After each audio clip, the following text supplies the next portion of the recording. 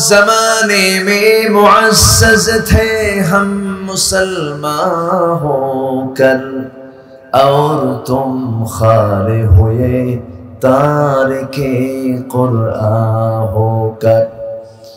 সে যুগের মানুষেরা কোরআনে কারীমকে তাজিম করার কারণে, কোরআনে কারীমের ইত্তেবা করার কারণে গোটা পৃথিবীতে তারা মর্যাদার উচ্চাসনের সমাসীন হয়েছিল।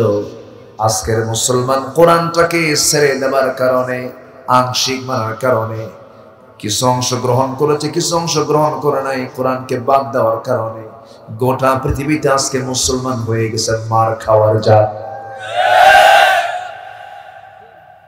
নির্যাতিত হচ্ছে, নিপীড়িত হচ্ছে, অথচ গোটা পৃথিবীতে প্রতি 4 জনে একজন মুসলমান। গোটা পৃথিবীর যত খনিজ সম্পদ, প্রাকৃতিক সম্পদ ম্যাক্সিমাম সব মুসলমানদের হাতে ছিল। সবকিছু মুসলমানরা নিয়ন্ত্রণ করত। কিন্তু আজকে মুসলমান সব হাত ছেড়ে দেওয়ার কারণ হলো মুসলমান তার ইসলাম থেকে অনেক দূরে চলে গেছে। ইসলামকে নিজের মতো করে মানলে হবে না, ইসলামকে মানতে হবে কার বিধান মতো, কার হুকুম মতো? আল্লাহর হুকুম মতো। একটা প্রশ্ন করি আমি, আমার দেশে সুদ আছে না নাই? জেনা আছে না নাই? মদের বোতল আছে না নাই? এই 3টা জিনিস ছিল আবু জেহেলের সমাজে। আবু জেহেল যে সমাজ কায়েম করেছিল সেই সমাজেও সুদ ছিল, জেনা ছিল, মদ ছিল। 3টা জিনিস আবু জেহেল সমাজে চালু করেছিল। আমাদের সমাজে ওইগুলো আছে না নাই? এখন বলেন আমরা কি এটাকে ইসলামী সমাজ কি বলতে পারবো নাকি? পারবো না।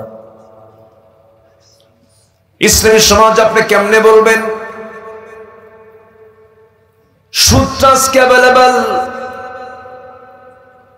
জেনা ওপেন বিষয়, মদের বোতল প্রকাশ্যে নিয়ে ঘুরছে, মদের দোকানে মদের কাস্টমার যাচ্ছে, দোকানদারও আছে, সবকিছু চলছে। অথচ আমরা আলহাজ লাগায় বসে আছি, মুফতি লাগায় বসে আছি, মাওলানা লাগায় বসে আছি। ঠিক আছে, ভালো কথা। আমার বন্ধুগণ, এই সমস্ত অন্যায়, এই সমস্ত জাহিরি সমাজের সেই সমস্ত কাজগুলো সমাজ থেকে বন্ধ করার দরকার আছে না নাই? আসতে বলবেন না, আছে না নাই?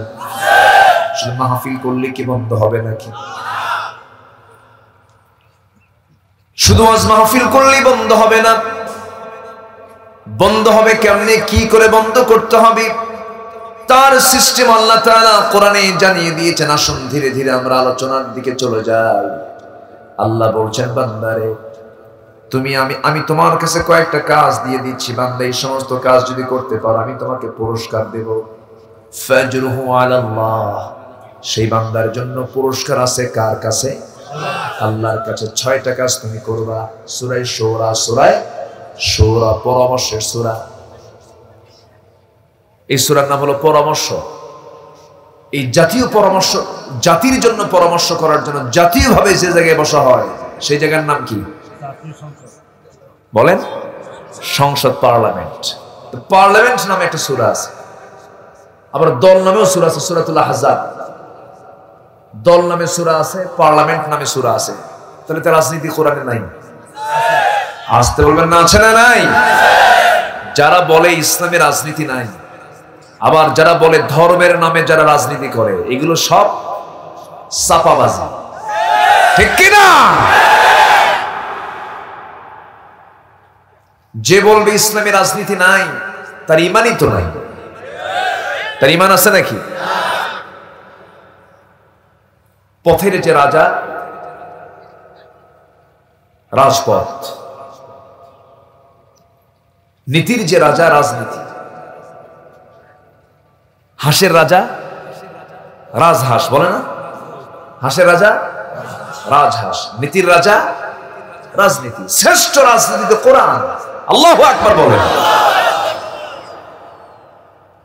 এর মধ্যে আল্লাহ তাআলা সব বলে দিয়েছেন। আল্লাহ রাব্বুল আলামিন বলছেন, বান্দারে এই সমস্ত পাপগুলো সমাজ থেকে নির্মূল করার জন্য তোমাকে দায়িত্ব দিয়েই আমি তোমাকে দুনিয়াতে পাঠিয়েছি। আল্লাহ রাব্বুল আলামিন বলেন, কুনতুম খায়রা উম্মাতিন উখরিজাত লিন-নাস তা'মুরুনা বিল মা'রুফি ওয়া তানহাউনা 'আনিল মুনকার ওয়া তু'মিনুনা বিল্লাহ। তোমরা এই শ্রেষ্ঠ জাতি, মানুষের কল্যাণের জন্য তোমাদেরকে দুনিয়াতে পাঠানো হয়েছে। তোমরা কি করবে? সৎ কাজের আদেশ দিবা, অসৎ কাজের বাধা প্রদান করবে এবং ঈমান আনবে কার উপরে? ঈমানের কথা আল্লাহ তাআলা পরে বলে দিয়েছেন, আগে সৎ কাজের আদেশ দাও শিখো। অসৎ স্পষ্ট নয়, সে কেমন করে একজন মানুষ হতে পারে? এই জন্য হালাল এবং হারাম এটাকে বাছাই করার যোগ্যতা আমাকে কে দিয়েছেন? আসতে বলবেন না, কে দিয়েছেন? জ্ঞান অর্জন করতে হবে, বুঝতে হবে, শিখতে হবে। আমার ভাইয়েরা, আল্লাহ রাব্বুল আলামিন এই জায়গায় 6টা কাজের কথা বলছেন, বান্দারে শোনো। 6টা কাজ যদি তুমি করতে পারো, আমি আল্লাহ তোমার জন্য পুরস্কার রেখে দিয়েছি। নাম্বার 1 হলো ওয়াল্লাযীনা ইয়াজতানিবুনা কাবাইরাল ইসমি ওয়াল ফাওয়াহিশ। নাম্বার 1 হলো যারা বড় বড় কবিরা গুনাহগুলোকে ছাড়বে, যারা ফাহিশা কাজগুলো যারা ছেড়ে দেবে। 1 নাম্বার হলো বড় বড় কবিরা গুনাহ তোমার ছাড়তে হবে। আজকে সমাজে কবিরা গুনাহগুলো আছে না নাই? আসতে বলবেন না, আছে না নাই? আছে। আল্লাহ রাব্বুল আলামিন আরেক জায়গায় আরো সুন্দর করে বলছেন, ইন তাজতানিবু কাবাইরা মা তুনহাউনা আনহু নুকাফির আনকুম সাইয়্যাতিকুম ওয়া নুদখিলকুম মুদখালান কারীমা। তুমি যদি বড় বড় গুনাহগুলোকে ছেড়ে দাও, তোমার জীবনে অর্জিত ছোটখাটো গুনার দিকে আমি আল্লাহ তাকাবই না, সবগুলোকে মাফ করে দেব এবং আমি তোমাকে সম্মানজনক জান্নাত আমি তোমাকে দাখিল করব। জোরে বলি সুবহানাল্লাহ। আলা উনাব্বিউকুম বিআকবারিল কাবাইর। আমার নবীজি বলেন, ও সাহাবীরা, আমি কি তোমাদেরকে বড় বড় কবিরা গুনার কথা বলবো নাকি? এই কথা বলেই রাসূল 3টা বড় বড় কবিরা গুনার কথা বললেন। আলা উনাব্বিউকুম বিআকবারিল কাবাইর। নাম্বার 1 হলো আল ইশরাকু বিল্লাহ, আল্লাহর সঙ্গে শিরিক করা। নাম্বার 2 উকুকুল ওয়ালিদাইন, পিতামাতার সঙ্গে খারাপ আচরণ করা। নাম্বার 3 হলো কওলুজ জুর, বেহুদা কথা বলা, বাজে কথা বলা। এই সমস্ত পাপগুলো আজকের সমাজেও আছে না নাই? তাহলে নাই কি? সুদ আছে, জেনা আছে, মদের বোতল আছে, এইদিকে শিরকের কাজও আছে। শিক্ষার হার আজ থেকে 10 বছর আগে যা ছিল, এখন এই দেশে শিক্ষার হার বেড়েছে না কমেছে? বেড়েছে, কিন্তু বাপ মার সেবার হার কমেছে। শিক্ষার হার বাড়লো, বাপ মার সেবার হার কমলো। তাহলে কি শিক্ষা, আমরা কি জুত মতো শিক্ষা পাইছি? কাজের শিক্ষা পেয়েছি আমরা? পাইনি। দেখেন না, জাতির শ্রেষ্ঠ সন্তান হলো মুক্তিযোদ্ধা।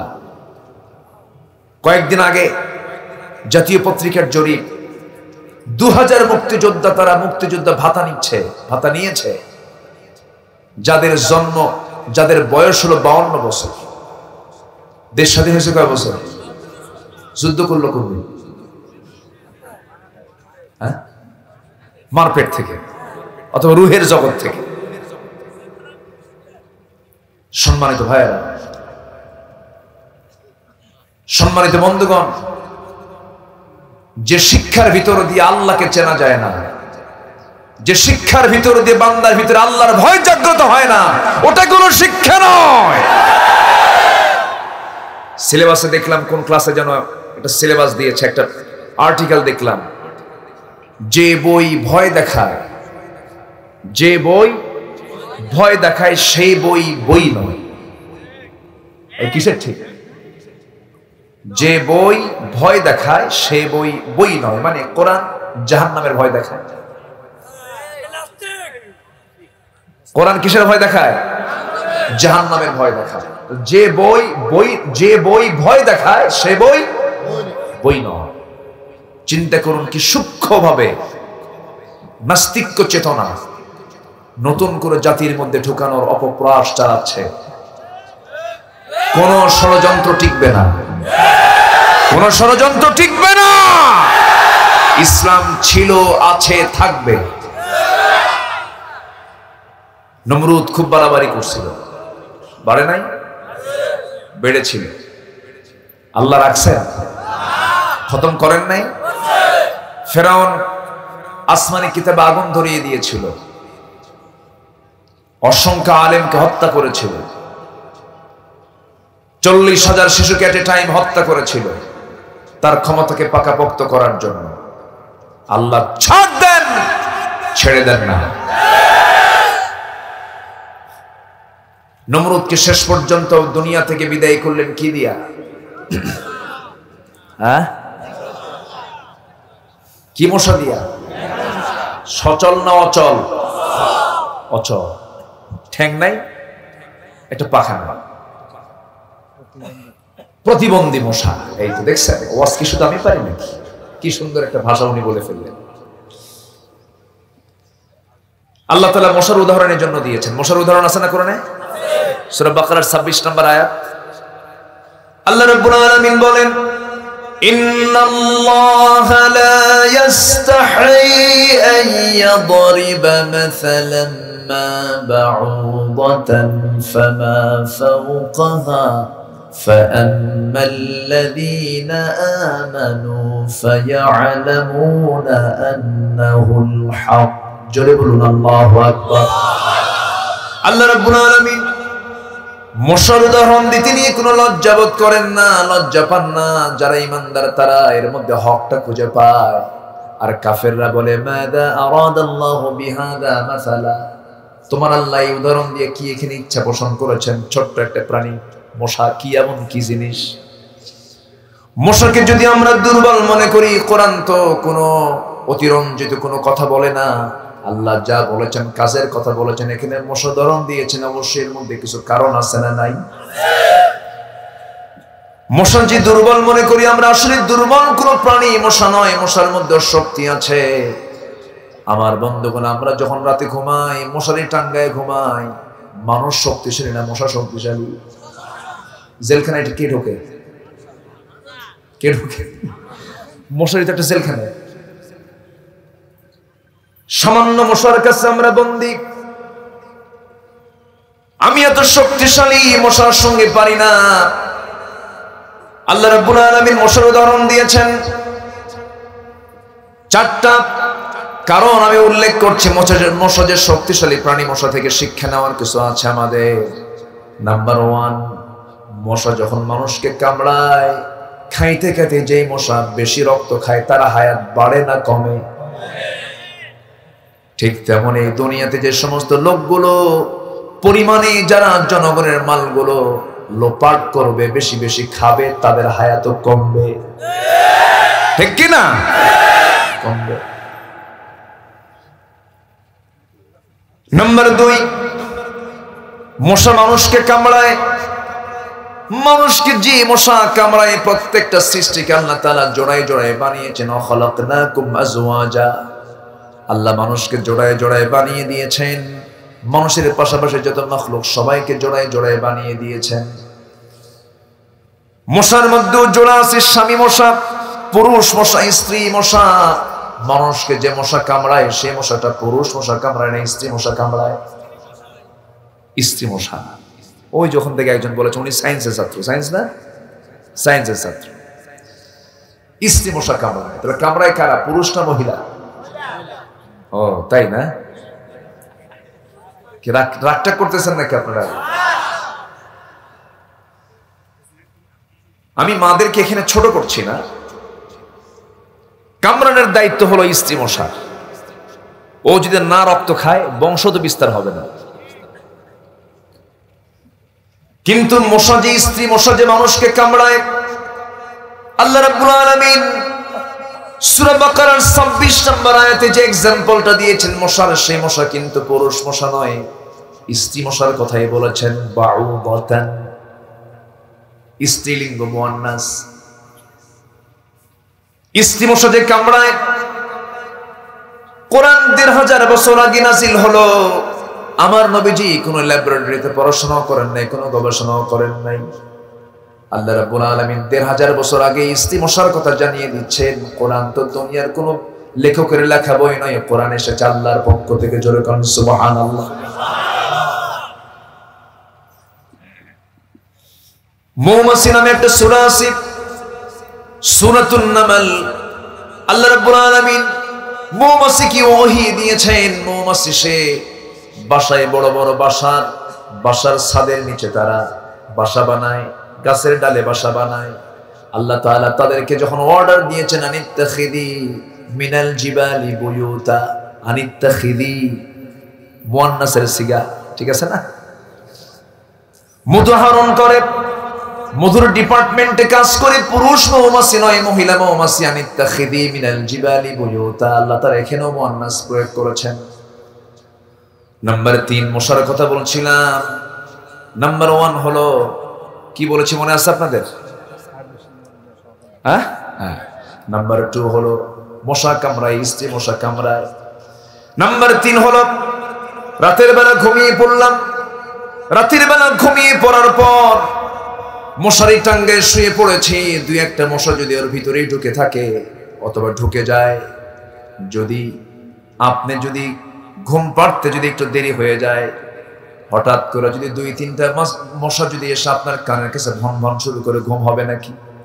ঘুম হবে? যে আওয়াজটা করে, এই আওয়াজটা কিন্তু কোনো আওয়াজ নয়। এই আওয়াজটা কেন আসে?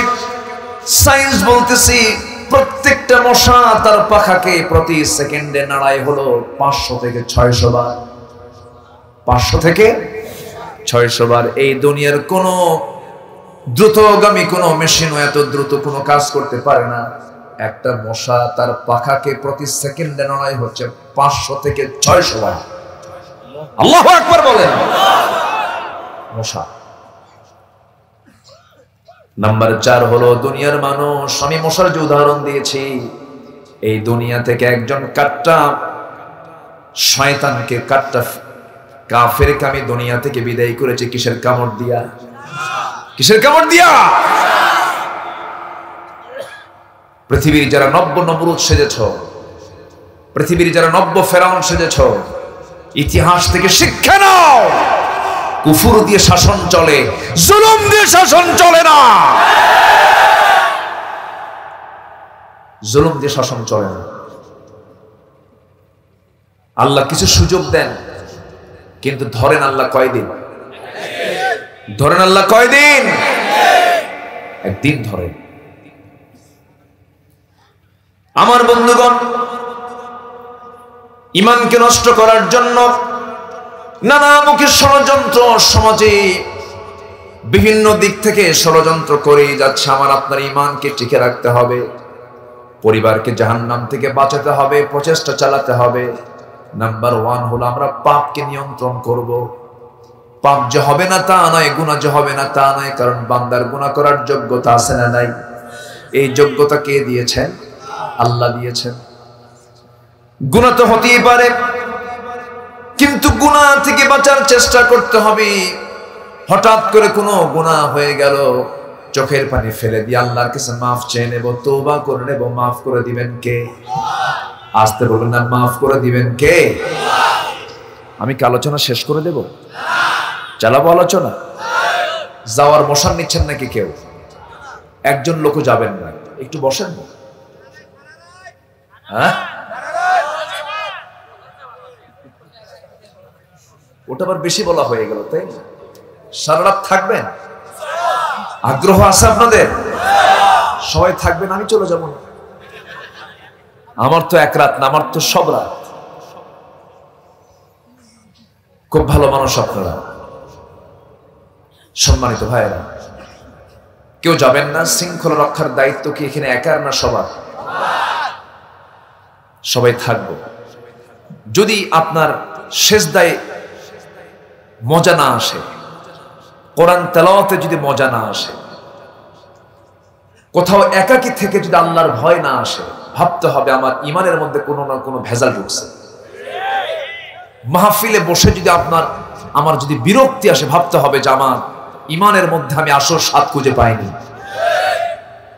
আমি কথা একটু মনে হয় খুব চড়া বলে ফেললাম নাকি? এই মজলিসের কি দাম, কি গুরুত্ব আমরা একদিন বুঝবো।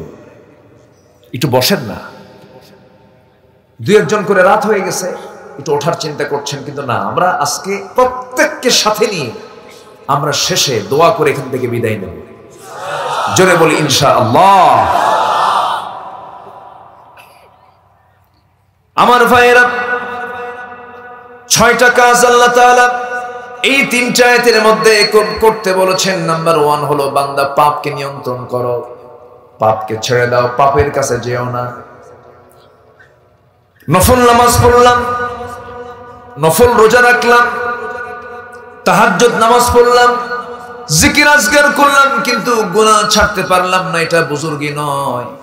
আপনারা যদি নফল কিছু কাজ বাদও পড়ে যায়, জিকির আজকার যদি বাদও পড়ে যায়, আপনি বড় বড় গুনাহ ছেড়েছেন, এটা আপনার বড় বুজুর্গি। সবচেয়ে বড় চ্যালেঞ্জ হলো গুনাহ ছেড়ে দেওয়া। গুনাহকে ছাড়তে হবে। হাসরের ময়দানে বান্দার জীবনের যত আমলনামা আছে, এর মধ্যে বড় আমলনামা সেটা হলো সবচেয়ে বেশি ভারী হয়ে যাবে, সেটা হলো হুসনে খুলুক, উন্নত চরিত্র। উন্নত চরিত্র গঠন করতে হবে। উন্নত চরিত্র তখনই গঠন হবে যখন বান্দার জীবন থেকে পাপটা মাইনাস হয়ে যাবে। আমরা পাপটাকে ছেড়ে দেব। জোরে বলি ইনশাআল্লাহ, আরো জোরে বলি ইনশাআল্লাহ।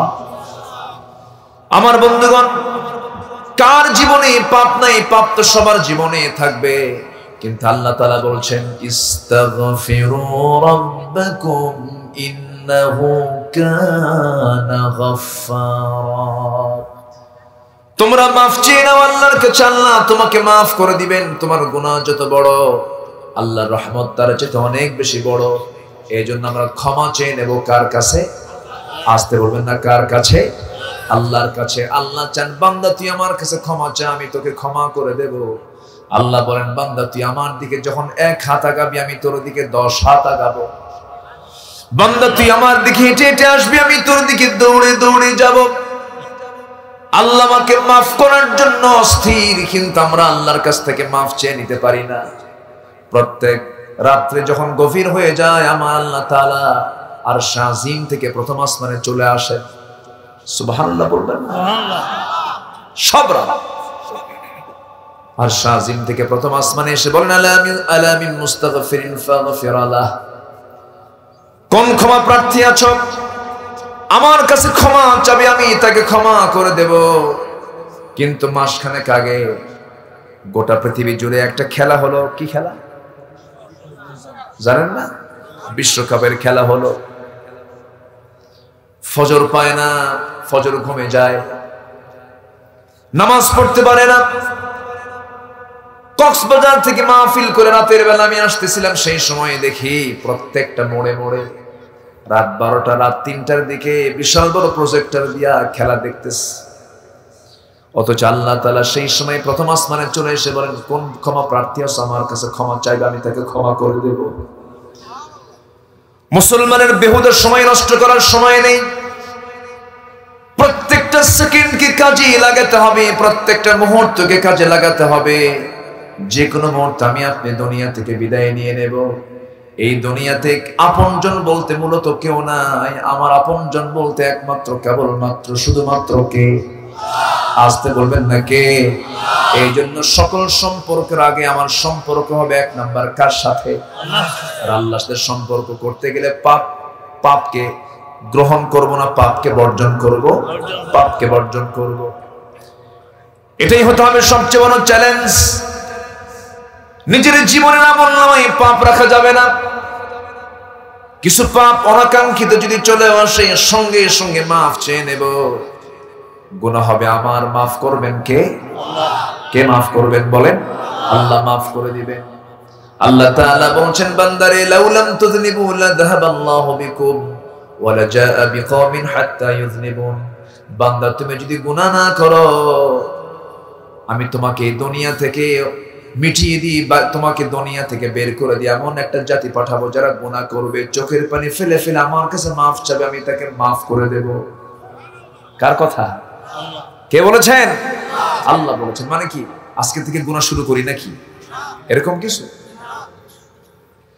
আল্লাহ তাআলা এটাই বোঝাচ্ছেন বান্দারে, ফেরেশতার গুনাহ করার কোনো যোগ্যতা নাই।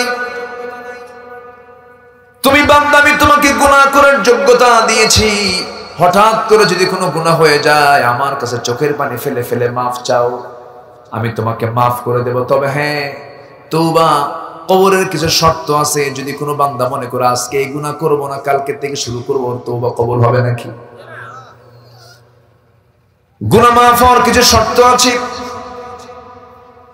ইখলাসের সাথে আল্লাহর কাছে ক্ষমা চেয়ে নিতে হবে। যে গুনাহটা করেছি সেই গুনার জন্য অনুতপ্ত হতে হবে এবং আল্লাহকে বলতে হবে, আল্লাহ ভবিষ্যতে এই জাতীয় কোনো গুনাহ নিজের ইচ্ছায় করব না। নাম্বার 4 হলো, ওই বান্দা যখন আল্লাহর কাছে তওবা করবে, মাফ চাবে, শর্ত হলো বান্দার হকগুলো তাকে ফেরত দিয়ে আল্লাহর কাছে মাফ চাইতে হবে। বান্দার টাকা মেরে খাইছো, বিধবার টাকা মেরে খেয়েছো, রাস্তার টাকা মেরে খেয়েছো, তোমার তওবা আল্লাহর দরবারে মঞ্জুর হবে না। এরকম লোক তো বাংলার জমিনে নাই। আসতে বলবেন না, আছে না নাই? চেয়ারটা ফাঁকা হয়ে গেল। আমি খুবই আনন্দ পাচ্ছি আপনাদেরকে পেয়ে। কষ্ট পাচ্ছেন না তো আপনারা? জি বসেন। চেয়ার ফাঁকা থাকলে কি হয়? চেয়ারটা ফাঁকা থাকলে আমারও তো একটু আনইজি লাগে। জি বলি আলহামদুলিল্লাহ। তো 1 নাম্বার কাজ হলো আমরা পাপকে ছেড়ে দেব। জোরে বলি ইনশাআল্লাহ। আর জোরে বলি ইনশাআল্লাহ। নাম্বার 2 হলো, والذين يجتنبون كبائر الإثم والفواحش وإذا ما غضبوا هم يغفرون। নাম্বার 2 হলো রাগকে নিয়ন্ত্রণ করব আমরা, সবর ধরব আমরা। ধৈর্য যার আছে তার ঈমান আছে। ধৈর্যহীনতার সঙ্গে যার জীবন চলে, সেই ঈমানটা ঝুঁকিপূর্ণ থেকে যায়। ধৈর্য আনতে হবে। আল্লাহ রাব্বুল আলামিন ধৈর্যের ব্যাপারে বহু জায়গায় বহু কথা বলেছেন। একটা কমন আয়াত যারা পারেন ঠোঁট মিলিয়ে মিলিয়ে বলুন, নোয়াখালীর মানুষ, আয়াত তো সবার মুখস্থই আছে, ইস্তাঈনু বিস-সাবরি ওয়াস-সালাহ ইন্নাল্লাহা মা'আস-সাবিরিন। তোমরা আল্লাহর কাছে সাহায্য চাও ধৈর্যের মধ্য দিয়ে, সালাতের মধ্য দিয়া। ধৈর্য ছাড়া কখনো ঈমানটাকে টিকে রাখানো যাবে না। রাগ কোনো যোগ্যতা নয়, ধৈর্য হলো যোগ্যতা। জঙ্গল বানানোর জন্য কোনো মেহনত লাগে না, কোনো পরিশ্রম লাগে না। কিন্তু আপনি যখন একটা গার্ডেন বানাবেন, একটা বাগান বানাবেন, অবশ্যই তার যত্ন করার দরকার আছে না নাই? আছে। ধৈর্য একটা যোগ্যতা।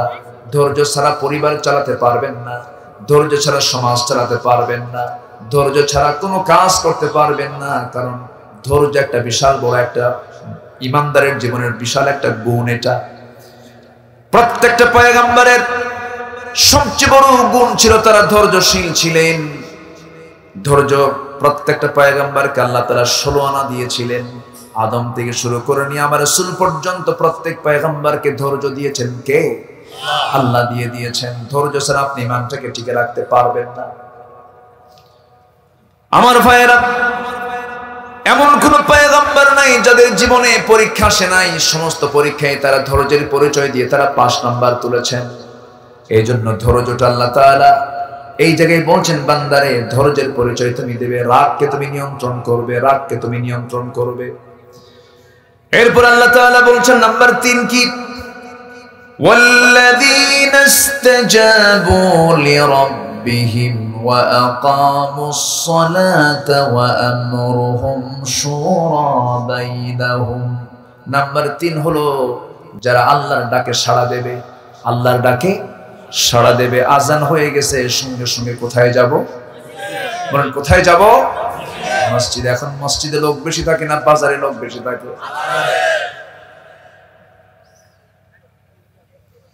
মুসলমান আজান শুনলো, বাজার আগে না নামাজ আগে?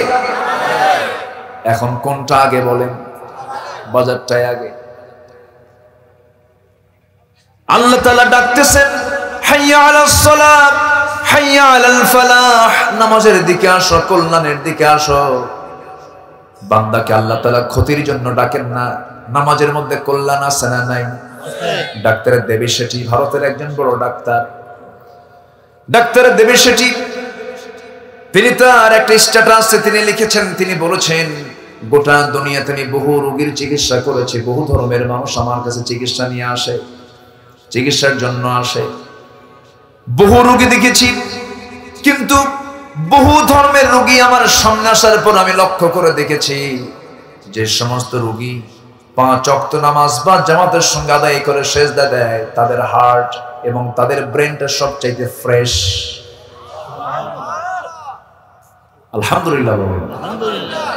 আল্লাহ চান না বান্দা অসুস্থ থেকে যাক, আল্লাহ চান বান্দা সুস্থ থাকুক। বান্দা যখন সেজদায় চলে যায়, নিয়মিত 5 ওয়াক্ত নামাজে যখন সেজদায় চলে যায়, রুকুতে চলে যায়, মানুষের মাথার মধ্যে সূক্ষ্ম সূক্ষ্ম নার্ভ থাকে, এই সূক্ষ্ম সূক্ষ্ম নার্ভ গুলো নিষ্ক্রিয় হয়ে যায়। সেজদা দেওয়ার সঙ্গে সঙ্গে রক্ত চলাচল আবার স্বাভাবিক হয়ে যায়।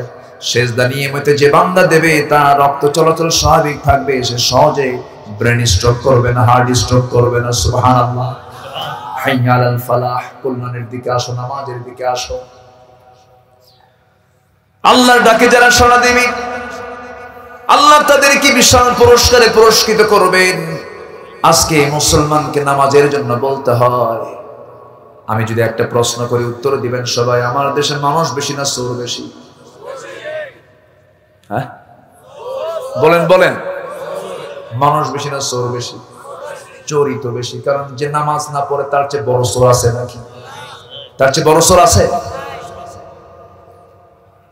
যার নামাজ নাই তার চেয়ে বড় চোর আর কি থাকতে পারে? আফসোস লাগে, মসজিদের কোন অভাব আমার দেশে নাই। হাজার হাজার লক্ষ লক্ষ মসজিদ আমার দেশে, 4.5 লক্ষ মসজিদের দেশ আমার দেশ। কিন্তু আপনি লক্ষ্য করেছেন কিনা, আমি মাঝে মাঝে লক্ষ্য করে দেখেছি, ফজর নামাজ এমন সময় হয় মুসল্লি মোট 3 জন, একজন ইমাম, একজন মুয়াজ্জিন, আর একজন খাদেম। ফজর নামাজে মুসল্লি খুঁজে পাওয়া যায় না। মসজিদগুলো পাকা পাকা, টাইলস ওয়ালা মসজিদ, মুসল্লি খুঁজে পাওয়া যায় না, নামাজের কোনো খবর নাই। না না, আমরা মুসলমান, আমাদের 1 নাম্বার দায়িত্ব হলো কার ডাকে সাড়া দেওয়া? কার ডাকে সাড়া দেওয়া? 5 ওয়াক্ত নামাজ পড়বেন কারা কারা, একটু হাত তুলে দেখেন তো দেখি। জোরে বলি ইয়া আল্লাহ। আমাদেরকে 5 ওয়াক্ত সালাত আদায় করার তৌফিক তুমি আল্লাহ দিয়ে দাও। জোরে বলি আমিন, আরো জোরে আমিন। আমার দেশে নামাজই নাই, মাত্র 5% লোক নামাজ পড়ে।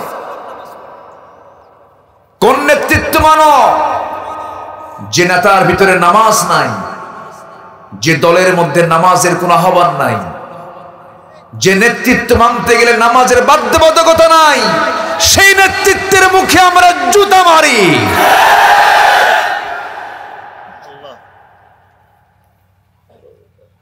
ইয়াওমা নাদউ কুল্লা উনাসিন বিইমামিহিম, হাশরের ময়দানে প্রত্যেক কর্মীকে তার নেতা সহ ডাকা হবে। আপনি কাকে ফলো করছেন? সেই ফলো যেন আপনার জাহান্নামের কারণ না হয়। কথা কি বোঝা যায়? আকলমন্দ ইশারা বা আশাদ, সচেতন ব্যক্তির জন্য ইঙ্গিতগুলোই যথেষ্ট।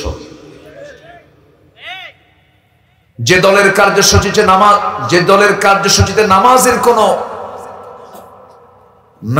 কোনো ইঙ্গিত নেই, নামাজের কোনো তাকিদ নেই, তারা কিসের নেতা হতে পারে?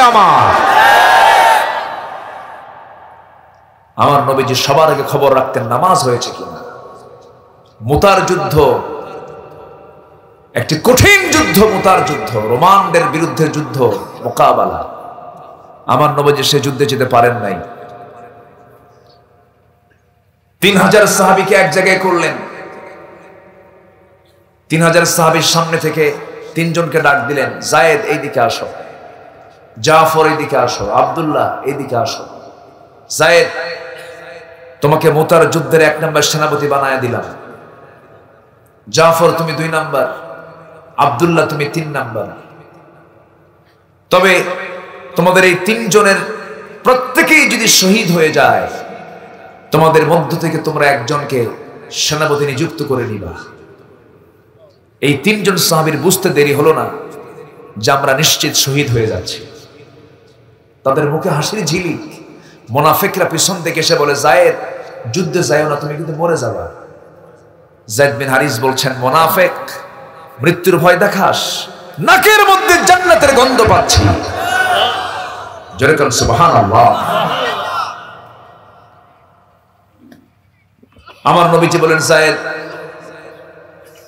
যুদ্ধে চলে যাও, পরিবারের কাছ থেকে বিদায় নিয়ে আসো। হুজুর, পরিবারের কাছে আমার যাওয়ার দরকার নাই, আপনি আমাকে বিদায় দিয়ে দেন। জাফর বিন আবু তালিব, আমার চাচাতো ভাই, তুমি আবিসিনিয়ায় প্রথম হিজরত করেছো, পরিবারকে একটু বিদায় দিয়ে আসো, যুদ্ধে যাচ্ছ, একটু সালাম কালাম দিয়ে আসো। হুজুর, আপনি যেহেতু বলেছেন এই জন্য যাচ্ছি, নচেত আমিও যেতাম না। জাফর বিন আবু তালিব নবীর পরামর্শ নিয়ে সোজা চলে গেছেন বাড়ির দিকে। স্বাভাবিকভাবে দরজায় নক করেছেন, দরজা খুলে গেছে। বউয়ের সামনে আস্তে করে বসে গেলেন। সন্তান দুইটা কোলের মধ্যে নিয়ে দুই রুটি নিয়ে গল্প করছেন। গল্প করতে করতে হঠাৎ করে জাফর বিন আবু তালিব স্ত্রীকে ডাক দিয়ে বলছেন, স্ত্রী শোনো, আমি তোমাকে আজকে চিরদিনের মতো কিছু কথা বলে যাচ্ছি। কি? আপনি বলুন, কি হয়েছে? আপনি এমন করে কথা বলছেন কেন?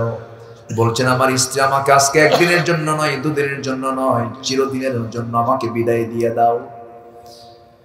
মুতার যুদ্ধে আমি যাচ্ছি, যুদ্ধের ডাক এসেছি, আমার জন্য দোয়া করো, আমি যেন শহীদ হয়ে আল্লাহর জান্নাতে যেতে পারি। স্ত্রীর চোখে পানি টলমল করছে। স্ত্রী বলছেন, স্বামী, যুদ্ধে যাবেন, আমি আপনাকে বাধা দেব না, আপনি গাজী হয়ে ফিরে আসেন, এই দোয়াটা আমি করব। আজকে কেন? সন্তান দুইটা এতিম হয়ে যাবে, তার আব্বা বলে কাকে ডাকবে?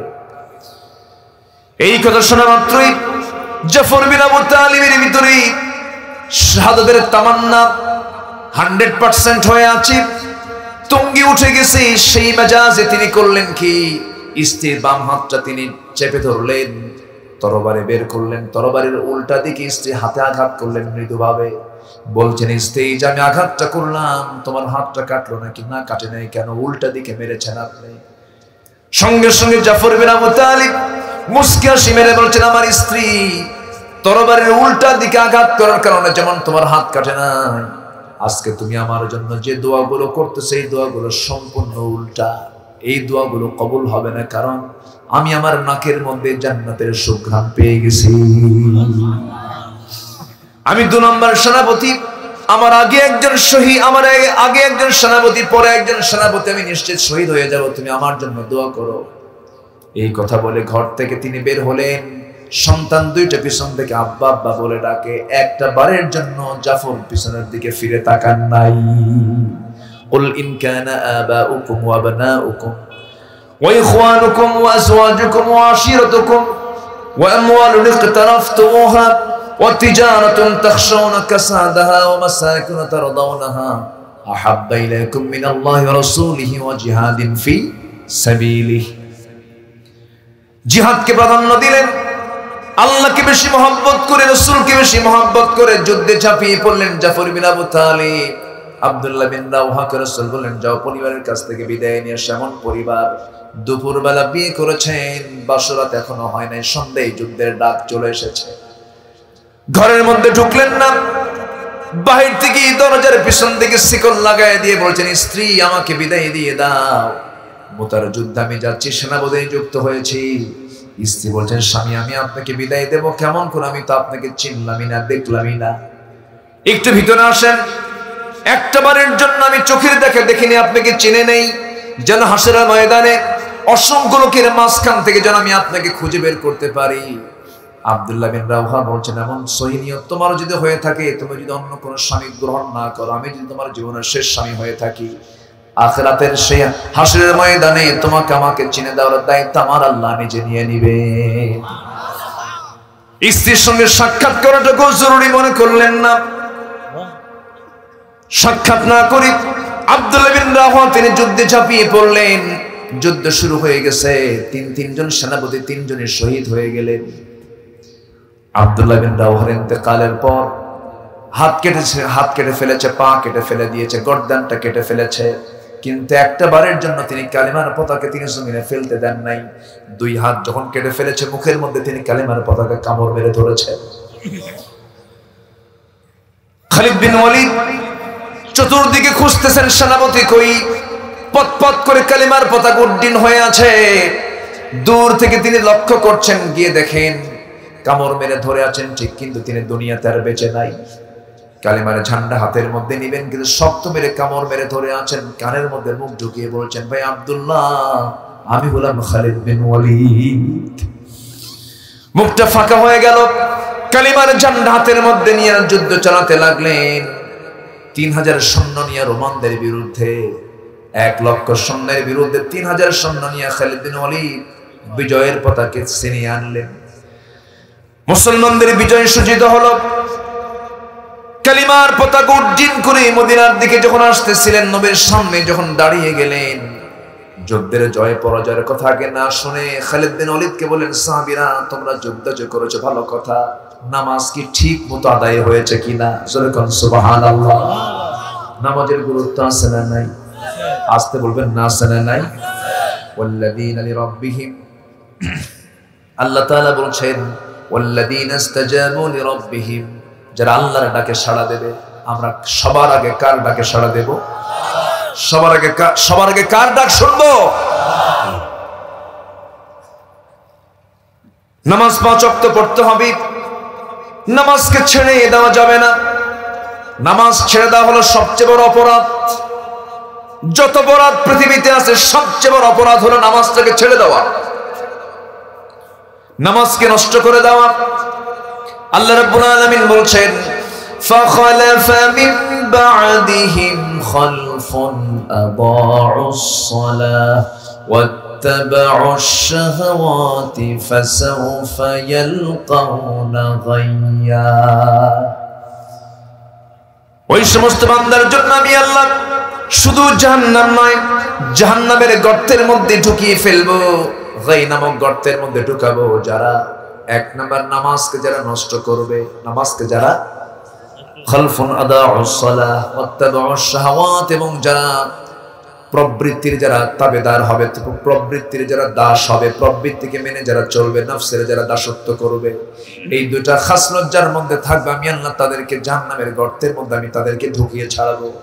এই জন্য নামাজকেও ছেড়ে দেব, নামাজকেও ছেড়ে দেব। আজান শুনলে নামাজ আগে না কাজ আগে? নামাজ আগে না কাজ আগে? নামাজ আগে।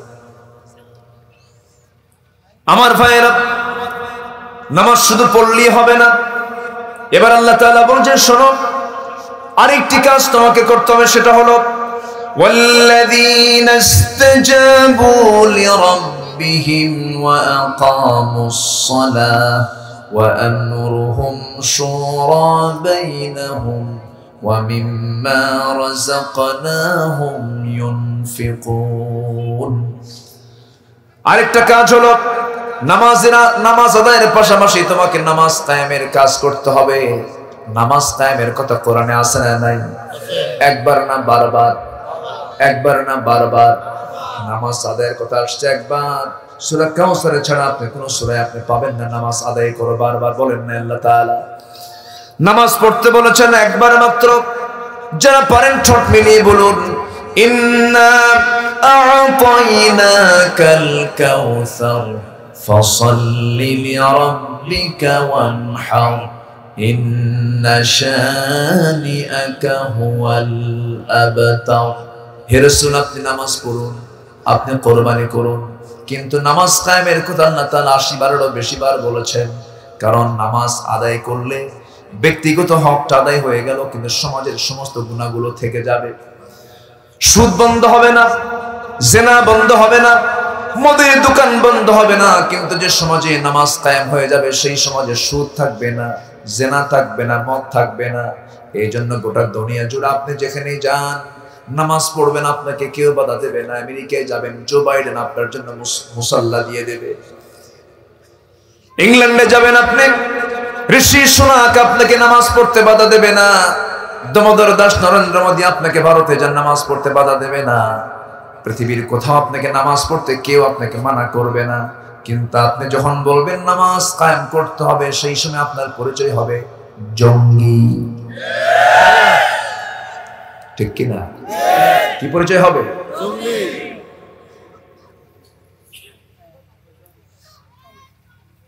কারণ মদখোর তো আপনার বিরুদ্ধে চলে যাবে, জিনাকার আপনার বিরুদ্ধে চলে যাবে, সুদখোর আপনার বিরুদ্ধে চলে যাবে।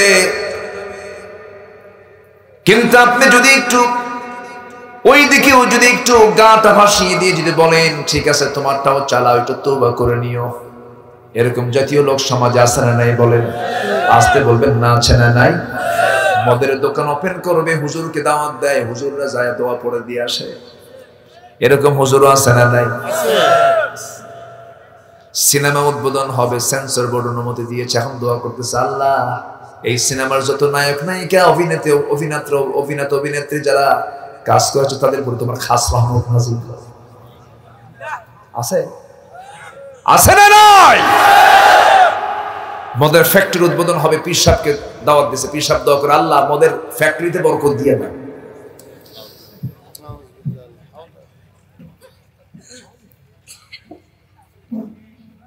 সম্মানিত ভাইয়েরা,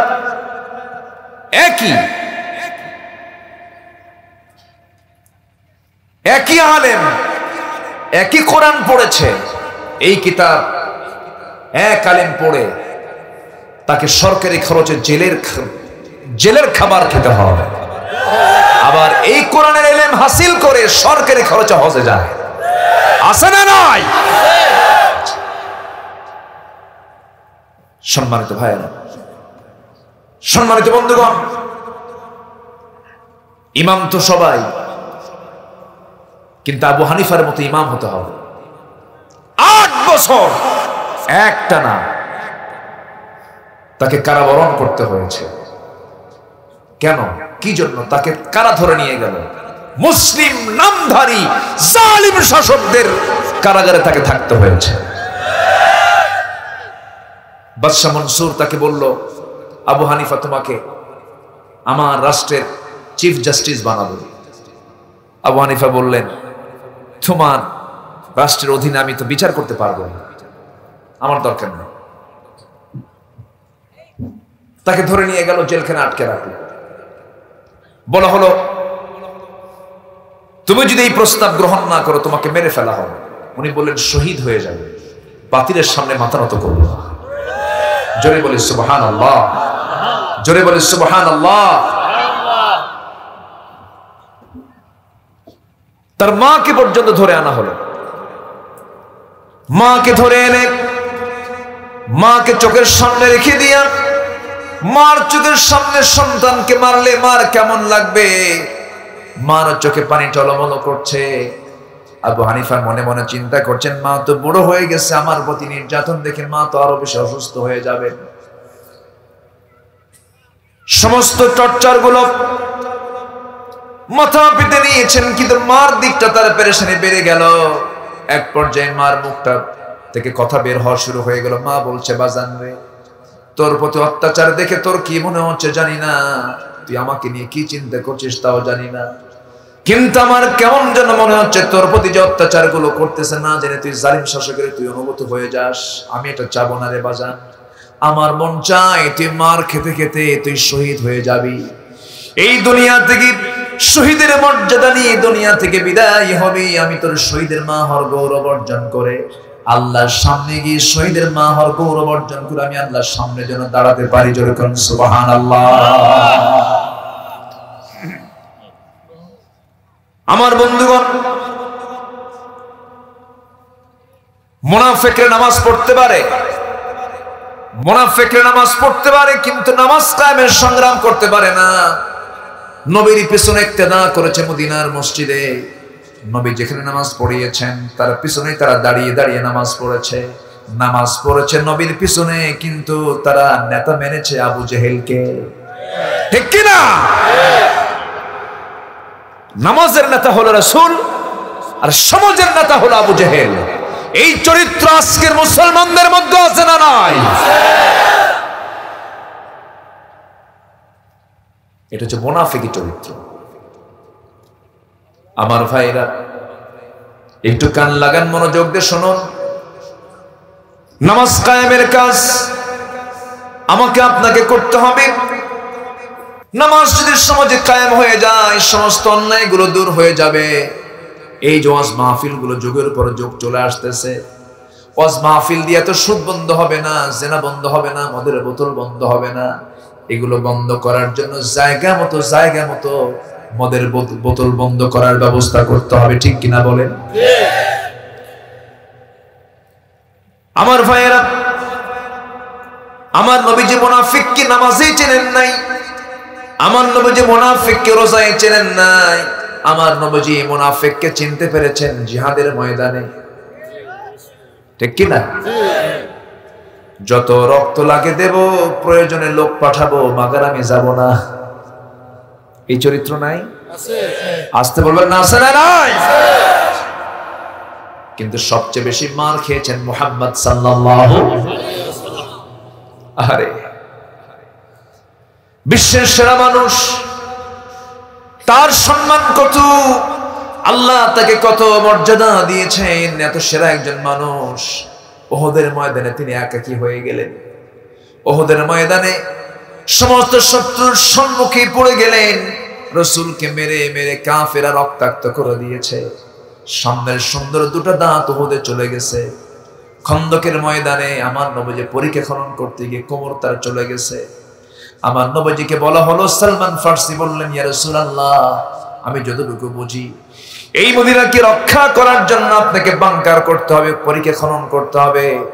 3 মাইল লম্বা ব্যাপী মদিনাকে সংরক্ষণ করার জন্য, সেভ করার জন্য নবীজি 1400 সাহাবীদেরকে নিয়ে পরীক্ষা খননের কাজ শুরু করলেন। সবার আগে কোদাল মেরেছেন মুহাম্মদ সাল্লাল্লাহু আলাইহি ওয়াসাল্লাম।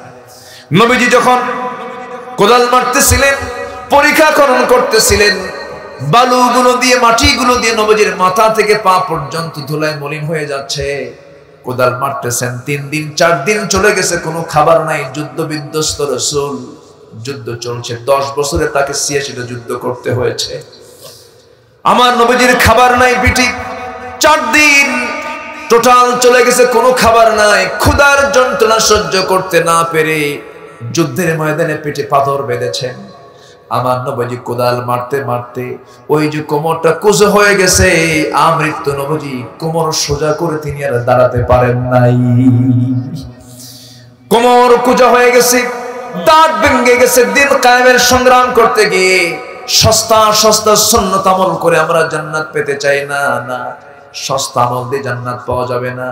মিষ্টি খাওয়া সুন্নাত, মিসওয়াক করা সুন্নাত, চুপি দেওয়া সুন্নাত, এই সমস্ত সুন্নতকে আপনি এক পাল্লাই দিবেন।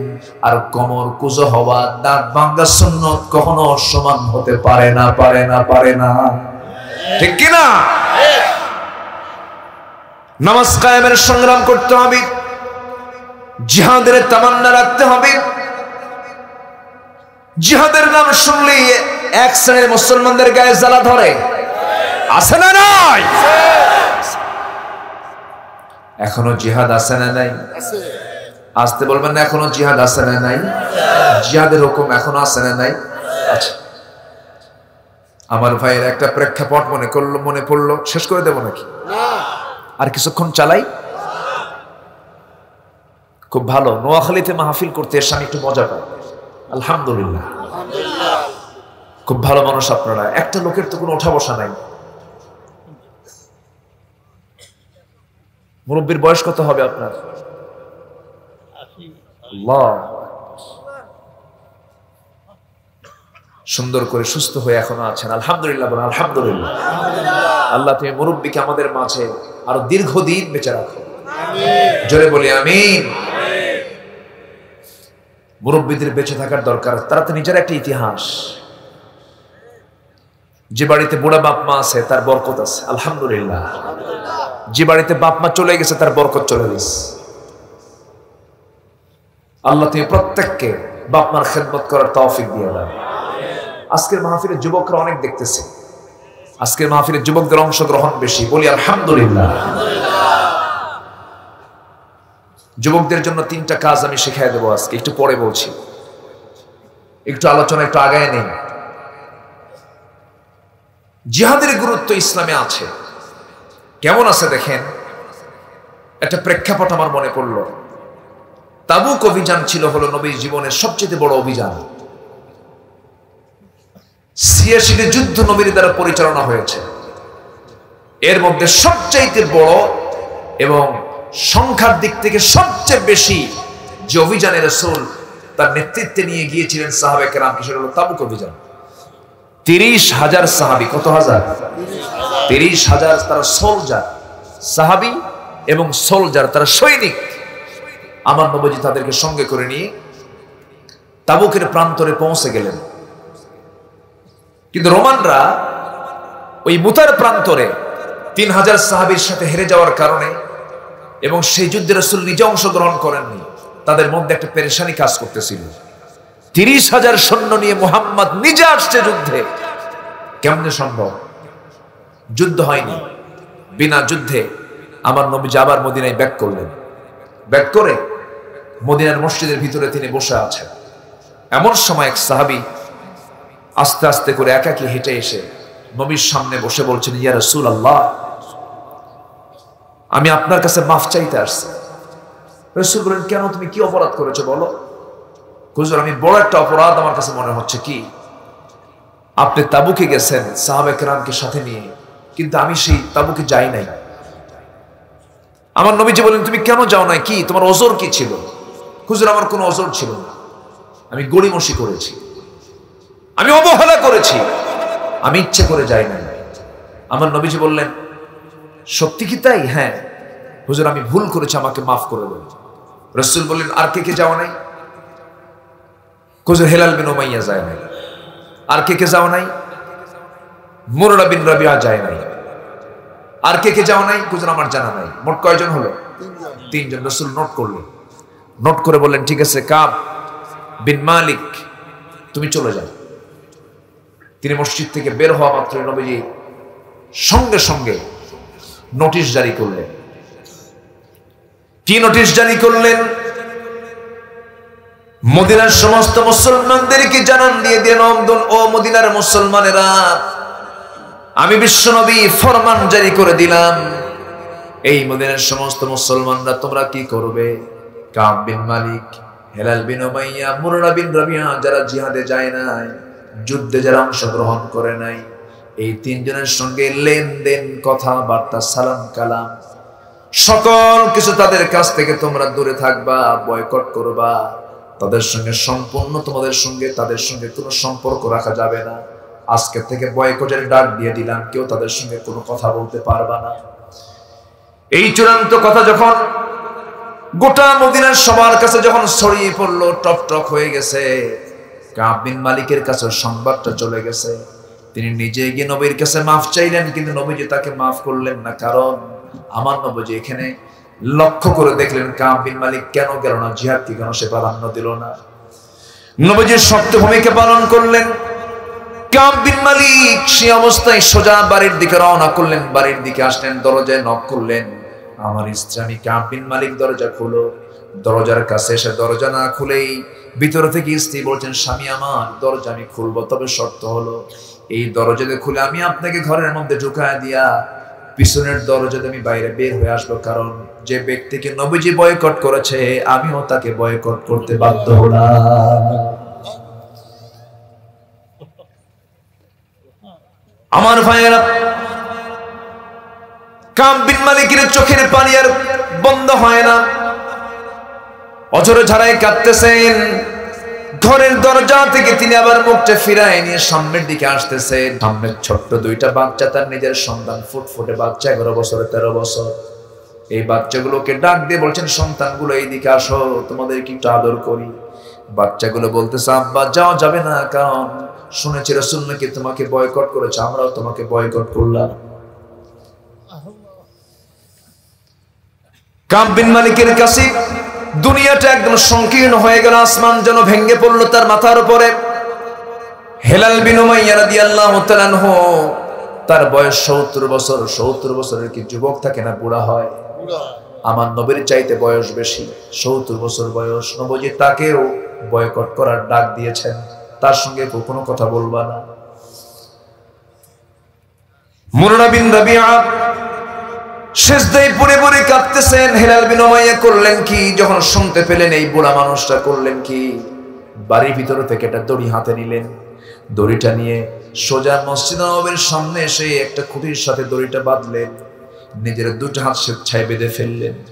বেঁধে ফেলে বলছেন, হেলাল রে, তোর মতো পোড়া কপাল আর পৃথিবীর কেউ নাই, তোর বিরুদ্ধে নবজি বয়কটের ডাক দেয়। কান্নায় ভেঙ্গে পড়ছেন হেলাল বিন উমাইয়া। সাহাবায়ে কেরামকে সামনে দেখলে সালাম দেন হেলাল, কিন্তু কেউ সালামের জবাব দেয় না। খাওয়া দাওয়া বন্ধ, কিতাবের মধ্যে আসছে ওই দড়ি দিয়ে শক্ত করে বাঁধার কারণে হাতগুলো ঘা পর্যন্ত হয়ে গিয়েছিল। সিজদায় পড়ে পড়ে কাঁদেন, খাওয়া দাওয়া বন্ধ হয়ে আছে। ওই মুররা বিন রাবিআ সিজদায় পড়ে পড়ে কাঁদতেছেন, তওবা করতেছেন। একটা প্রশ্ন করি, এই যে তিনজন সাহাবী, তাদের কি নামাজের কোনো অভাব ছিল নাকি? জিকির আজকারের কোনো অভাব ছিল নাকি? নবীজির আনুগত্যের কোনো অভাব ছিল না? মুহাব্বতের কোনো অভাব ছিল না? শুধু গড়িমসি করেছেন, জিহাদের যেতে একটু গড়িমসি করেছেন, তারা জিহাদে অংশগ্রহণ করেন নাই। আরেকটা কথা, ৩০,০০০ সৈন্য যেই অভিযানে চলে গিয়েছে, সেখান থেকে মাত্র ৩ জন যায় না। রাসূল তো মাফ করতেও পারতেন, কিন্তু তা কেন করলেন না? কেন তোমরা গড়িমসি করেছো? জিহাদকে কেন দাম দাও নাই? আমার ভাইয়েরা, নবীজি শক্ত অবস্থানে থাকলেন, কিন্তু এই ৩ জন সাহাবীর চোখের পানি আল্লাহর দরবারে মঞ্জুর হয়ে গেছে। ৪০ দিন পর আমার নবীর কাছে ওহী নাযিল হয়ে গেল, ওয়া আলা সালাসাতিল্লাযীনা খুল্লিফু। হে রাসূল, ওই ৩ জন যারা যুদ্ধে অংশগ্রহণ করে নাই, যারা পিছনে ছিল, আল্লাহ তাদের এই ৪০ দিনের তওবা আল্লাহ রাব্বুল আলামিন তাদের কবুল করে নিয়েছেন। জোরে কোন সুবহানাল্লাহ। নবীজির আনন্দ দেখে কে? নবীজির সঙ্গে সঙ্গে বলছেন, ওমর, আয়াত নাযিল হয়ে গেছে, আমার কাঁপকে আমার সামনে নিয়ে আসো। আমার নবীজি কেঁদে ফেললেন। ওমর ফারুক রাদিয়াল্লাহু আনহু তার বাড়ির সামনে গিয়ে বলছেন, ভিতরে কাব আছো নাকি? ও কাব বিন মালিক, তাড়াতাড়ি আসো, রাসূল তোমাকে ডাকতেছেন, আয়াত নাযিল হয়ে গেছে। ভিতরে থেকে স্ত্রী বলছে, যে লোকের খবর আল্লাহ রাসূল রাখে না, সেই লোকের খবর আমরা তার বউ রাখি না। আল্লাহু আকবার বলেন। সকল সম্পর্ক হবে কার ভিত্তিতে? আসতে বলবেন না, কার ভিত্তিতে? আল্লাহর জন্য আমরা ভালোবাসবো সবাইকে। আমার নবীর সামনে চলে গেলেন কাব বিন মালিক। রাসূল তাকে জড়িয়ে ধরে বলছেন, কাব রে, আমি তোকে মাফ করে নাই, কিন্তু আল্লাহ তোমাকে মাফ করে দিয়েছে। এখান থেকে আমরা একটা শিক্ষা পেয়ে গেলাম, জিহাদকে অবহেলা করা, জিহাদকে অবহেলা করা, দিন কায়েমের সংগ্রামে কখনো পিছিয়ে থাকা যাবে না। ওয়াকামুস সালাত, যারা নামাজ কায়েম করবে, ওয়া আমরুহুম শুরা বাইনাহুম, যখন কোনো কাজ করতে যাবে পরামর্শের ভিত্তিতে যারা কাজ করবে। এটা হচ্ছে নাম্বার ৫। নাম্বার ৬, আল্লাহ তাআলা বলছেন, ওয়া মিম্মা রাযাকনাহুম ইউনফিকুন, আমি যে রিজিকটা দিয়েছি সেই রিজিক থেকে যারা ভালো কাজে খরচ করবে। খরচের খাত হতে হবে খারাপ না ভালো। কেউ যদি যাত্রায় টাকা দেয়, খবর আছে না নাই? হারাম কাজে ব্যয় করলে খবর আছে না নাই? মিন আইনা ইকতাসাব, একটা হাদিস আছে না, লা তাযুলু কদামা ইবনে আদম হাত্তা ইউসআল আন ৫০। কোন আদম সন্তান এক কদম সামনের দিকে পা নিতে পারবে না, যতক্ষণ না ৫টা প্রশ্নের জবাব সে দিতে না পেরেছে। ওয়ান শারাবিহি ফীমা লাহু, তার যৌবন সম্পর্কে প্রশ্ন করা হবে, সে তার যৌবন কালটাকে কোন কাজে ব্যয় করেছে। ওয়ান উমরিহি ফীমা আফনাহু, তার জীবন সম্পর্কে প্রশ্ন করা হবে। নাম্বার ৩ হলো মিন আইনা ইকতাসাবাহু, সে যা কামাই করেছে কোন জায়গা থেকে কামাই করেছে এবং কোথায় সে খরচ করেছে। কে প্রশ্ন করবেন? কে প্রশ্ন করবেন? এবং সে যতটুকু জেনেছে তা কতটুকু আমল করেছে, এই ব্যাপারেও তাকে প্রশ্ন করা হবে। আল্লাহ, তুমি আমাদের সকল প্রশ্নের জবাব দাও, ওকে সহজ করে দাও। আমিন। জোরে বলি আমিন। আমিন। আরো জোরে বলি আমিন। আমিন। এই ৬টি কাজ যদি কোনো বান্দা করে, আল্লাহ তাআলা বলছেন, ফামান আফা ওয়া আসলাহা ফাআজরুহু আলাল্লাহ ইন্নাহু লা ইউহিব্বুল যালিমিন, তাদের পুরস্কার আমার আল্লাহর কাছে আছে। জোরে কোন সুবহানাল্লাহ। আল্লাহ তুমি সবাইকে কবুল করো, জোরে বলি আমিন। আরো জোরে আমিন। অনেক রাত হয়েছে, আমরা ধীরে ধীরে এখন দোয়ার দিকে চলে যাব। আমরা চাইবো কার কাছে? আল্লাহর কাছে আমরা চাইবো, আল্লাহর কাছে বলবো আল্লাহ যেন আমাদের গুনাহগুলোকে মাফ করে দেন, আব্বা আম্মাকে মাফ করে দেন। যে যেখানে আছি আমরা দোয়ার দিকে যাব। আমার মোজাম্মেল ভাই কই? চলে গেছে। আচ্ছা, যুবকের কথা মানে কি? ও শুনবা, যুবকরা তোমরা আসো, আসো তোমরা।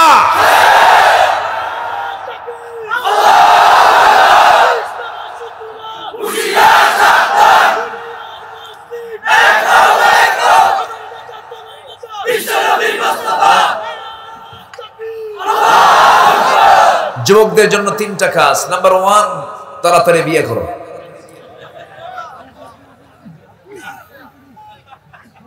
একজন কইছে ঠিক, হ্যাঁ, ওই একটা যুবকই পাইলাম, তাড়াতাড়ি বিয়ে করতে হবে। রাজি আছো না? না, আওয়াজ খুব দুর্বল। বিয়ে করার দরকার আছে না নাই? আজকের সমাজে নারীদের ফিতনা কম না বেশি? মেয়েদের গায়ে আজকে কাপড় আছে? পর্দার তো পরিবেশ নাই। যুবকদের যৌবনকে টিকে রাখার জন্য, চরিত্রকে ঠিক রাখার জন্য তোমার রিজিক বেড়ে যাবে। তুমি যদি 3টা কাজ করো, আল্লাহ তাআলা তোমার ডাবল রিজিক দিয়ে দিবে। নাম্বার 1, তোমাকে বিয়ে করতে হবে। অনেকে ভাবতেছে হুজুর বিয়ে তো করবো, কিন্তু কি করে খাওয়াবো বউটাকে? কি খাওয়াবো? বউকে হাতি? অনেকে কিন্তু বিশাল বোঝা মনে করে। আবার মনে করে যে কোনো কিছুই গোছান হলো না, কোনো কিছুই নাই আমার, আমি কেমনে কি করব? বিয়ে করার আগে কোনোদিন গোছানো যায় না, বিয়ে করে গোছায় নিতে হয়। 25 বছর বয়সে বিয়ে করেছেন মুহাম্মদ সাল্লাল্লাহু আলাইহি ওয়াসাল্লাম। তার কি বাবা ছিল? মা ছিল? সম্পদ ছিল? টাকা পয়সা ছিল? তাহলে বিয়ে করছেন কত বছরে? 25 বছর। এটা তো স্ট্যান্ডার্ড এজ। রাসূলের জীবন থেকে শিক্ষা নিবা। এবং নবীজি তার মেয়েকে ফাতিমাকে বিয়ে দিয়েছেন ধনীর সাথে না গরিবের সাথে? বলেন, ধনীর সাথে না গরিবের সাথে? গরিবের সাথে। বাড়ি দেখেছেন? টাকা দেখেছেন? না, দেখেছেন তাকওয়া। আর এখন কি দেখে? টাকা তো দেখি। অফিস কোথায়? মঙ্গল গ্রহে অফিস আছে নাকি? দুনিয়ার কোন অফিস থাকলে চলবে না। আমেরিকার সিটিজেনশিপ আছে কি? জার্মানিতে 2-3টা বাড়ি আছে কিনা? ওই সমস্ত জামাই খুঁজবেন, শুধু ওটাই পাবেন, সুখ পাবেন না। সুখ আছে হলো তাকওয়ায়, সুখ আছে হলো ইসলাম মানলে পরে, ঠিক কিনা? রাসূল তার মেয়েকে বিয়ে দিয়েছেন। ফাতিমা রাদিয়াল্লাহু আনহাকে তিনি বিয়ে দিবেন প্রস্তাব করলেন। অনেক সাহাবী, বড় বড় ধনী ধনী সাহাবী, বিলিয়নার সাহাবী নবীর সামনে এসে বলছেন, হুজুর আপনার মেয়েকে আমি বিয়ে করতে চাই। রাসূল বলেন, নট অ্যালাউ, যাও, আমার পছন্দের লোক এখন আসেনি। সাইয়েদনা আলী নবীর সামনে দাঁড়ায় গেছেন। রাসূল বললেন, আলী তুমি কিছু বলবা? হুজুর কি যে বলবো নিজেও জানি না। তুমি কি আমার মেয়েকে বিয়ে করবা? হুজুর দিলে করা যায়। রাসূল বলেন, বিয়ে যে করবা, টাকা আছে? হুজুর টাকা পাবেন কই? বাড়ি তো নাই। সুবহানাল্লাহ বলবেন না? রাসূল বললেন, কিছু তো থাকতে হবে। হুজুর এই যে ঢাল, এই যে তরবারি। রাসূল বললেন, তরবারি ছাড়া কি তোমার চলবে? তাই তুমি তাসাদুল্লাহিল গালিব, ঢালটা বিক্রি করে আসো। ঢাল ছাড়া যুদ্ধ হয়। ঢাল বিক্রি করতে গেছেন সকালবেলা। সাইয়েদনা ওসমান বলেন, আলী তোমার ঢাল কেন বেচার দরকার হলো? কি হয়েছে তোমার? বলতেছেন, আমার তো বিয়ে ঠিকঠাক হয়েছে। কার সাথে? নবীর মেয়ে ফাতিমার সাথে, আপনার শালী হয়। ওসমান জিন্নুরাইন খুব খুশি হলেন, যাক ভালো তো, ঠিক আছে ঢালটা দাও, আমি টাকা দিয়ে কিনে নিলাম, এই যে টাকা নাও। ঢাল কিছু দূর নিয়ে আসতে নেই, পিছন থেকে ডাক দিচ্ছে, আলী এদিকে আসো, তুমি তোমার আত্মীয় হয়ে যাচ্ছ, বিয়েতে হয়ে যাচ্ছে, তোমাকে আগাম একটা উপহার দিলাম, যাও এই ঢালটা আমি তোমাকে গিফট করলাম। ঢালটা নিয়ে নবীর কাছে চলে আসলেন। নবীজি বললেন, আলী ঢাল মনে হয় বিক্রি হয়নি। হুজুর বিক্রি হয়ে গেছে তো। ঢাল হাতে কেন? উপহার পাইছি। কে কিনছে? ওসমান। লোক আর খুঁজে পাও নাই। আমার বড় মেয়ের জামাই, আমি তাকে বলি নাই, তার আগে তুমি তাকে বলে আসছো, এটা কোনো কথা হলো? নবীজি তার মেয়েকে বিয়ে দিচ্ছেন। কোন মেয়েকে বিয়ে দিচ্ছেন? যে মেয়েটার পরিচয় হলো সাইয়্যিদাতুন নিসা আহলিল জান্নাহ, দুনিয়ার সমস্ত মুমিনা নারীদের সর্দারিনী, যাকে আল্লাহ তাআলা বানিয়েছেন জান্নাতের। সেই খাতুনে জান্নাত ফাতিমার বিয়ে হচ্ছে, যার বিয়ের বর্ণনা হলো একটা ঢাল বেচার টাকা, অনড়ম্বর বিয়ে। কোন আড়ম্বরতা নাই, কোনো গেট নাই, কোনো সাজানো গোছানো কোনো কিছুই নাই। নবীজি তার মেয়েকে বিয়ে দিচ্ছেন। বিয়ে দেওয়ার সময় বলছেন, মা এমন ছেলে তোমাকে দিলাম যার মাথা থেকে পা পর্যন্ত পুরোটাই তাকওয়া দিয়ে ভরা। ও মা, তুমি তোমার স্বামীর সংসার করে খাবি, তোমার সঙ্গে তার বিয়ে দিয়ে দিলাম। আজকের থেকে আমার ঘর তোমার বড় ঘর নয়, তোমার শ্রেষ্ঠ ঘর হবে স্বামীর ঘর। স্বামীর ঘর করে খাবে। মৃত্যু পর্যন্ত আমি তোমাকে বলে দিচ্ছি, মৃত্যুর দিন পর্যন্ত যেন স্বামীর বিরুদ্ধে একটা নালিশ যেন আমার কানে না আসে। স্বামীর ঘরে করে খাবে তুমি মা।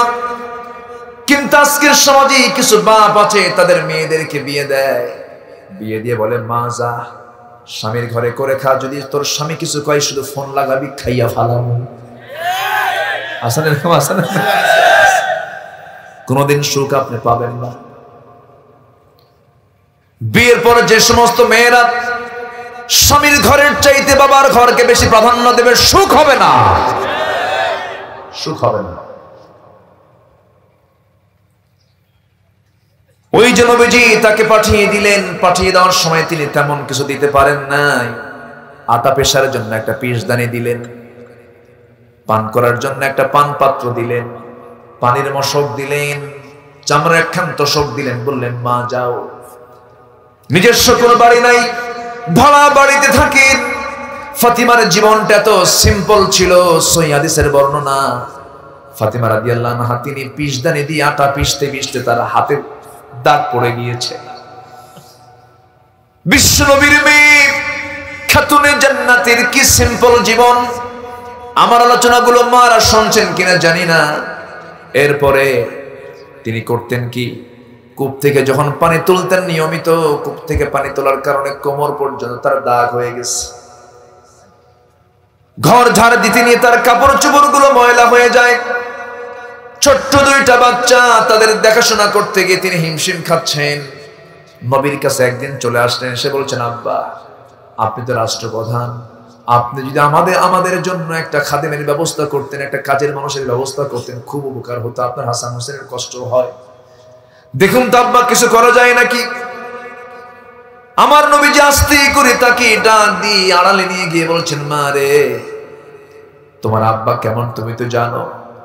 তোমার আব্বা মুহাম্মদ সাল্লাল্লাহু আলাইহি সাল্লাম তিনি এমন মানুষ, তুমি কি দেখেছো আমার কাজ আমি কাউকে দিয়ে করাই নেই নাকি। আমার নিজের কাপড় আমি নিজে ধুই, নিজের কাপড় আমি নিজে সেলাই করি, নিজের ঘর আমি নিজে ঝাড় দেই। ও আমার মা, ও আমার মেয়ে ফাতিমা, আমি চাই তুমি আমার মতোই থাকবে। এই দুনিয়াতে কোনো কাজের মানুষের প্রয়োজন আমি মনে করি না। নিজের কাজ নিজে সম্পূর্ণ করবে, একটা আমল শেখায় দিচ্ছি। সুবহানাল্লাহ, আলহামদুলিল্লাহ, আল্লাহু আকবার 33 বার তুমি সকাল সন্ধ্যা পড়বে। আমার আল্লাহ তোমার সমস্ত কাজের জিম্মাদার হয়ে যাবেন। আল্লাহ সমস্ত কাজকে সহজ করে দিবেন। যদি বলেন সুবহানাল্লাহ।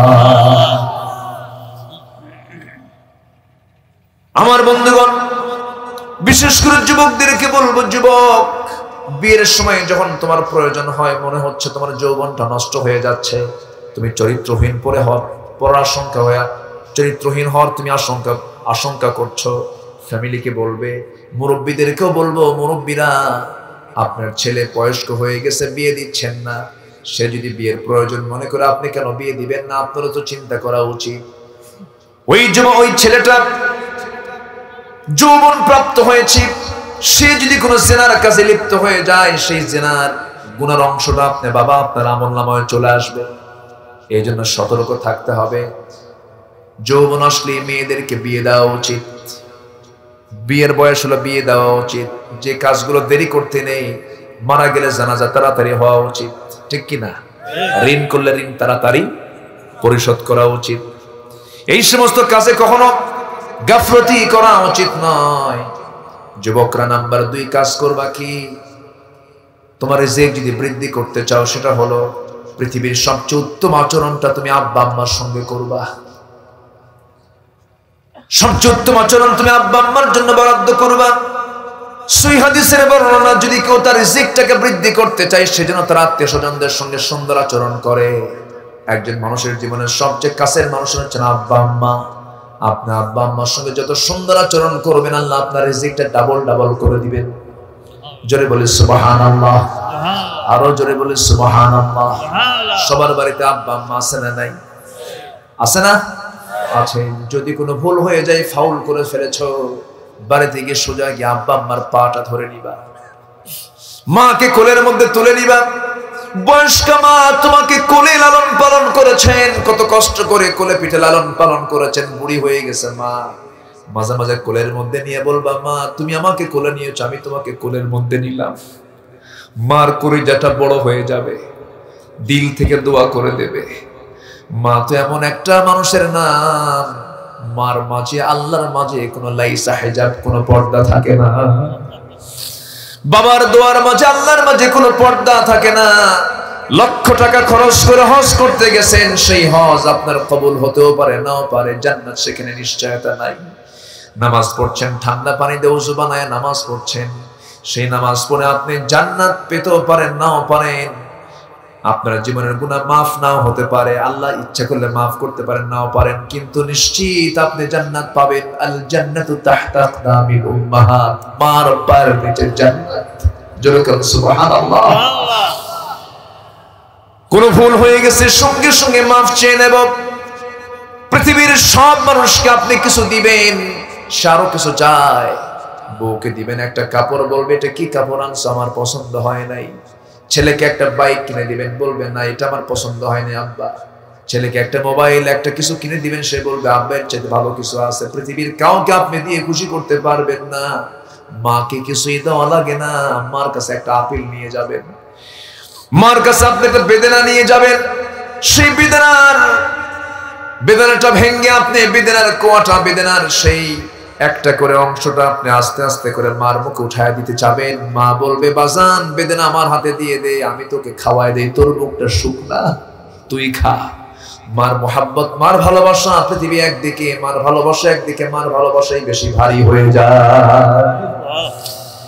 সেই বাপ মার সঙ্গে আমরা নাফরমানি করব না, খারাপ আচরণ করব না, সুন্দর সর্বোত্তম আচরণটুকু বাপ মার জন্য বরাদ্দ করব। আব্দুল্লাহ ইবনে ওমরের কাছে একজন ইয়েমেন থেকে এক যুবক এসে বলছে, ভাই আব্দুল্লাহ ইবনে ওমর, তুমি তো বড় একজন সাহাবীর ছেলে, আমি আমার জীবনে যত মানুষকে কোলে নিয়েছি সবচেয়ে বেশি কোলে নিয়েছি আমার মাকে। মা পেশাব করে পায়খানা করে আমি তার সবকিছু সাফ করে দিই, রান্না বান্না করে খাওয়াই দিই। আমি কি আমার মায়ের কিছু ঋণ শোধ করতে পেরেছি নাকি? সঙ্গে সঙ্গে বলছেন, ও আল্লাহর গোলাম শোনো, তুমি ছোট্টবেলায় যখন তোমার মার পেটের মধ্যে ছিলা, যখন ডেলিভারির সময় হয়ে গেছে, ডেলিভারির যন্ত্রণা সহ্য করতে না পেরে মা যে উহ শব্দ করেছে, এই উহ শব্দের প্রতিদান তুমি আজ পর্যন্ত শোধ করতে পারো নাই। এই জন্য যুবকরা, এক নাম্বার তুমি তাড়াতাড়ি যৌবনকে টিকে রাখবা, যৌবনকে নষ্ট করবা না। প্রয়োজনে তোমার বিয়ের প্রয়োজন হলে বিয়ে করে নিবা, রিজিক দিবেন কে? আল্লাহ। আস্তে রিজিক দিবেন কে? আল্লাহ। নাম্বার 2, বাপ মার সঙ্গে সুন্দর আচরণ করবে, রিজিকটা ডাবল হয়ে যাবে। নাম্বার 3 হলো কাউকে ভয় করা যাবে না, জীবনের সকল জায়গায় ভয় করে চলবে কার? আল্লাহ।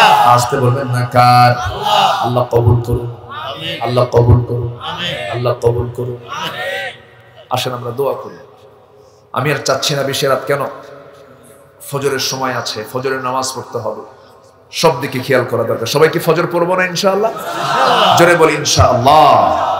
সবাইকে ধন্যবাদ দিচ্ছি, কোন লোকের নড়াচড়া নেই, আলহামদুলিল্লাহ। বসেন, সবাই বলে সুবহানাকাল্লাহুম্মা ওয়া বিহামদিকা আশহাদু আল্লা ইলাহা ইল্লা আনতা আস্তাগফিরুকা ওয়া আতুবু ইলাইকা। চিৎকার মেরে বলি, ইয়া আল্লাহ, আমার জীবনের সাগীরা কাবীরা, ছোট বড় সব গুনাহ তুমি আল্লাহ মাফ করে দাও। জোরে বলুন ইয়া রাব্বাল আলামিন, ইয়া রাব্বাল আলামিন। দোয়া করে যাওয়াটা উত্তম হয়, কেউ যাবেন না, দোয়া করে যান।